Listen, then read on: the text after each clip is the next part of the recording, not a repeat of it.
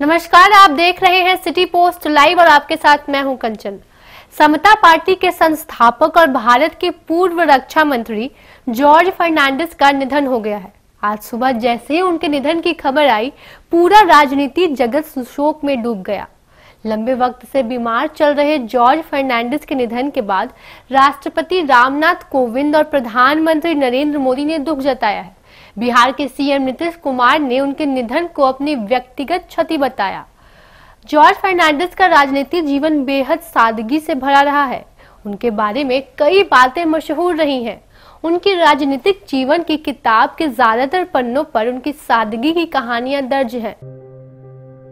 George Fernandes ने हमेशा अपने दिल की सुनी और लीक से हटकर राजनीति की। कभी उन्होंने लोकतंत्र की रक्षा के लिए हिंसा का सहारा लिया तो कोका कोला जैसे इंटरनेशनल ब्रांड को भी बैन करने से डरे नहीं। उनके व्यक्तित्व की सबसे बड़ी पहचान यही है कि 1977 में लोगों ने उन्हें सिर्फ फोटो देखकर ही 4 लाख से अधिक मतों से चुनाव जिता दिया।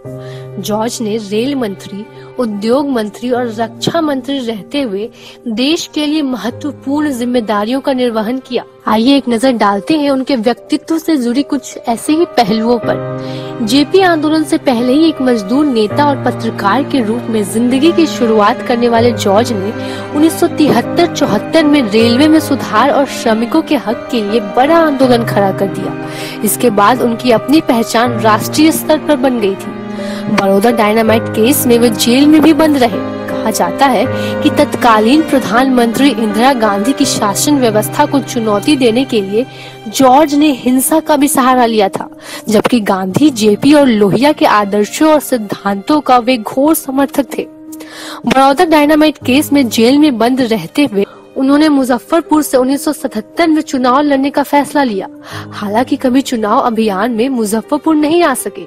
लोगों ने सिर्फ जॉर्ज की फोटो देखकर ही उन्हें 4 लाख से अधिक मतों से जिता दिया। एक बार सांसद रहते हुए जॉर्ज मुजफ्फरपुर में अधिकारियों के साथ बैठक कर रहे थे। बैठक के दौरान उन्हें शीतल पेय पदार्थ कोका कोला दिया गया। उन्होंने उसी समय संकल्प लिया कि वे कोका कोला बनाने वाली मल्टीनेशनल कंपनी को देश से बाहर करेंगे। दिल्ली पहुंचते ही जॉर्ज ने कोका कोला पर बैन लगा दिया।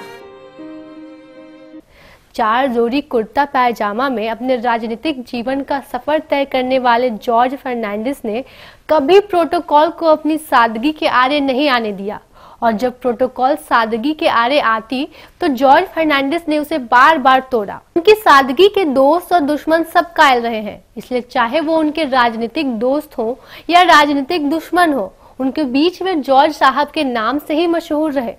उनके बारे में यह किस्सा भी बड़ा आम है कि जॉर्ज साहब कभी अकेले खाना नहीं खाते थे, चाहे वो 2 लोगों के बीच हो या फिर 200 लोगों के साथ, वो सभी को साथ लेकर ही खाना खाते थे। उन्होंने बताया कि मंत्री रहते हुए भी जॉर्ज साहब फ्लाइट की बजाय रेल की यात्रा को तवज्जो देते थे और अपने सारे काम खुद करते थे। उनके पास जो बैग होता था उसमें 2-4 जोड़ी कुर्ता पैजामा हुआ करता था, जिसे वो बारी बारी से धोकर पहनते थे। जब महाराष्ट्र के लातूर में प्राकृतिक आपदा आई थी तो जॉर्ज साहब ने बिना आराम किए लगातार 24 घंटे तक काम किया था। वो हमेशा से लोगों को जोड़ने में विश्वास रखते थे और प्रोटोकॉल जैसे शब्दों को कभी नहीं मानते थे। सिटी पोस्ट लाइव की इस रिपोर्ट में फिलहाल इतना ही। ज्यादा जानकारी के लिए लॉग इन कीजिए citypostlive.com।